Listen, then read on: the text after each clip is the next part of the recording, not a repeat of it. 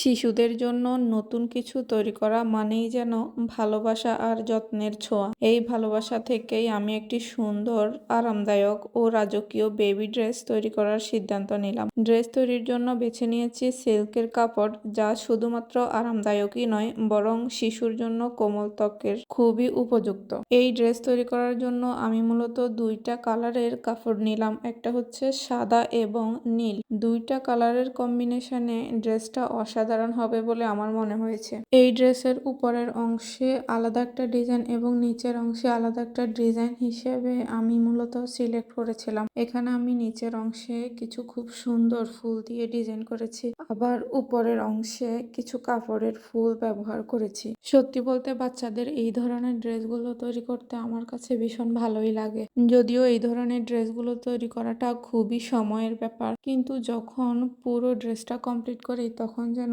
আমার পরিশ্রম মনে হয় না। একটি ড্রেসের শুরু থেকে শেষ পর্যন্ত অনেক বেশি পরিশ্রম দিতে হয়, কিন্তু যখন ফাইনাল আউটপুটটা দেখি তখন কিন্তু খুবই ভালো লাগে। তবে এই ড্রেসের ফ্যাব্রিক নির্বাচন করতে গিয়ে আমি সফট ক্রেপ সিল্কটা নিয়েছি, যা একটি শিশুকে অনেক বেশি আরামদায়ক হিসেবে ব্যবহার করা যেতে পারে, যাতে শিশুর জন্য কাপড়টি খুব বেশি মোটা বা ভারী না হয়, সেটাই ছিল আমার মূল লক্ষ্য। আসলে ছোট বাচ্চাদের জন্য নরম এবং কোমলদায়ক কাপড়গুলো আমরা যদি ব্যবহার করি তাহলে একটু বেশি ভালো হয়। যখন আমি ড্রেসটি পুরোপুরি তৈরি করার পর এটি হাতে নিলাম, সত্যি আসলে মুগ্ধ হয়ে গিয়েছিলাম। নরম কাপড় এবং খুব সুন্দর একটি ডিজাইনের জন্য মূলত এটি একেবারে রাজকীয় বেবি ড্রেসের মতো মনে হচ্ছিল। যে কোনো শিশু পরার পর কিন্তু এটা দেখতে বেশ ভালো লাগবে। এই ড্রেসটা শুধুমাত্র দেখতে সুন্দর নয়, বরং যত্ন নিয়ে তৈরি করার কারণে এটি কিন্তু অনেক বেশি আরামদায়ক এবং শিশুর জন্য